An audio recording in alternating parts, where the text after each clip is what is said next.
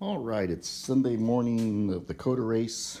I picked up gasket maker for gear oil that is resistant to friction modifiers, which I believe this thing needs. And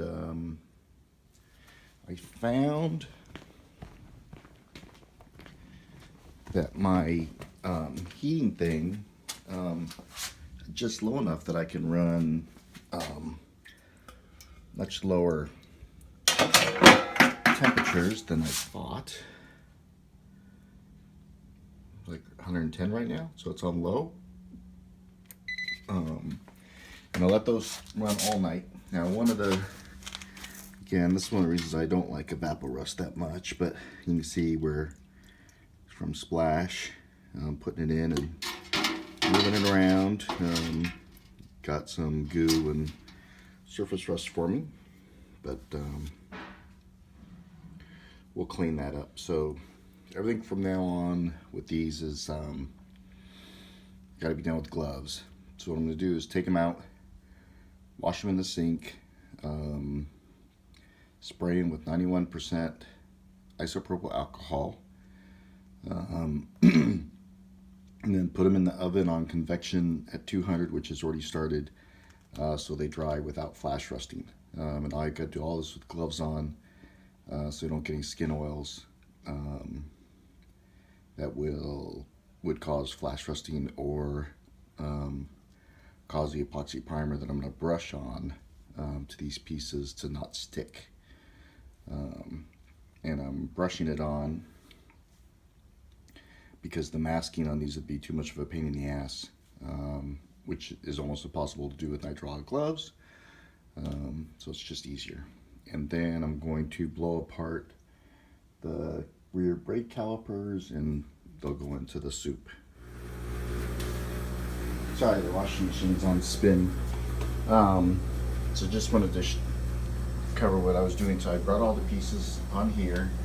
I used the wire brush and some Dawn to scrub the black stuff that the chelates leave on the surface.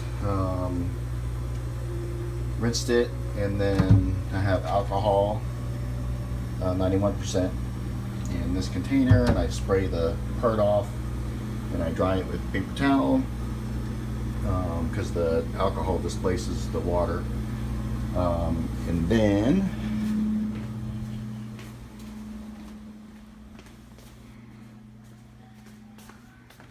goes in the oven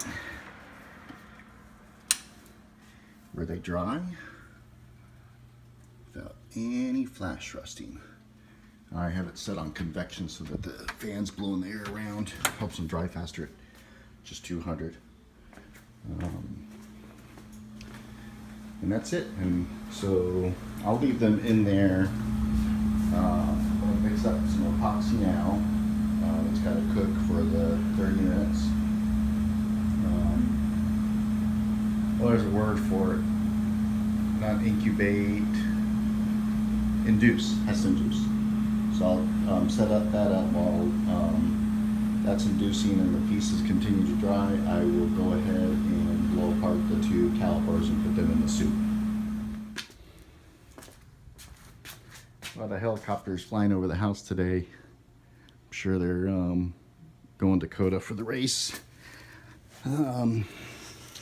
So the brakes aren't going to be as easy as I had hoped. The caliper, the pistons are stuck. Now these look like stainless steel pistons, which I understand are an upgrade that you can do when you rebuild them. But the rubbers are obviously well past they're due. I did the trick of leaving the pads in and then pressurizing it with air, and they didn't move. So I've got the driver's side caliper in the caustic bath, the parts washer, to get the oils and whatnot out, and then we'll put them in here and see if that cleans things up. I'm going to try with this one to see if I can pry the pistons out before I take it apart. So we'll see how that goes. All right, so trying to get the calipers out, or the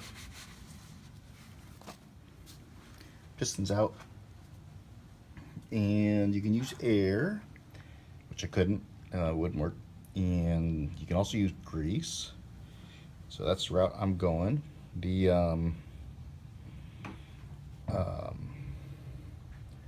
there's a YouTube on video where a guy says, "Oh, use your 3,000 psi diesel injector tester." Like, people have that, but this worked. The grease got it out that side. One of the bizarre things, this is a passenger caliper, and the holes are all different sizes. This one has a thing sitting in it. Unfortunately, I had Derek pick up a new grease gun because this is that antique that you had. And the hose is questionable, but the bleed screw got stuck in the new one. So I put the Zerk coupler from yours on there, and one thing that I found that was one of those yay moments is that the bolts that holds the two sides of the caliper together is the same size that goes into that hole, so I can use that as a plug. But anyway, the one with the insert is there on the passenger side. The driver's side I don't think has one. Alright, so we did get the pistons all popped out. They are stainless, which would mean that they've been replaced and upgraded, which is good. The caliper bodies have a lot of rust on them. I went ahead and soaked them in the parts washer to get, you know, the grease off, and the grease that we put inside to push the pistons out. And so now I'm going to go ahead and put it into the evaporust. Probably going to leave it in there at least until tomorrow night, and just let it do its thing. I did wire brush these in the sink just to get the heavier rust off. You know, anything I can get off mechanically is good, because the rust is used up, or the evaporust is used up by the rust, and I think it helps break, you know, like the skin, so that I can get through it faster. So I did find that I can adjust this low enough to keep, like, you know, 120 degrees, and that's what I did last night with the other parts.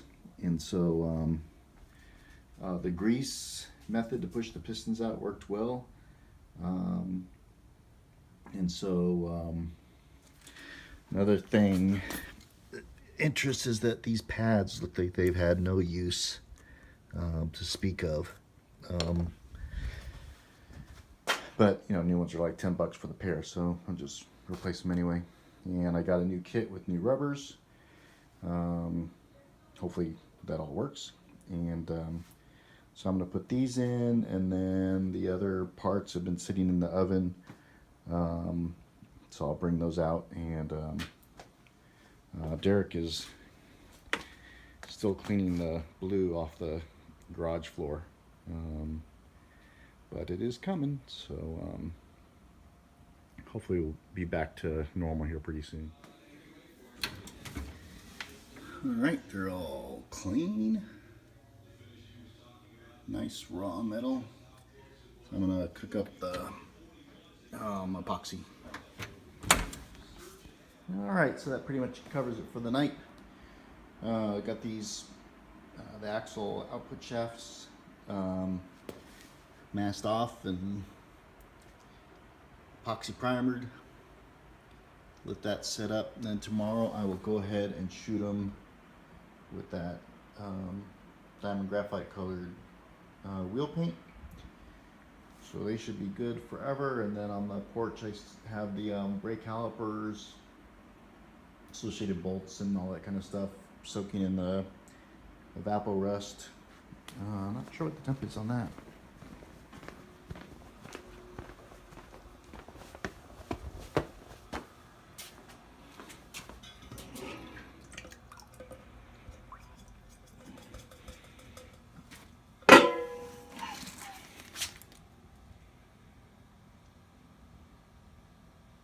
Yeah, 115. Lights on, so it's still heating up.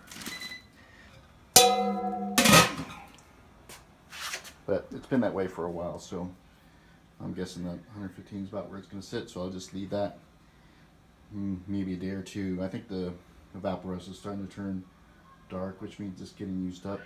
But see how they look in a couple days. The caliper rebuild kit that I got looks good, so looks like it's going to fit.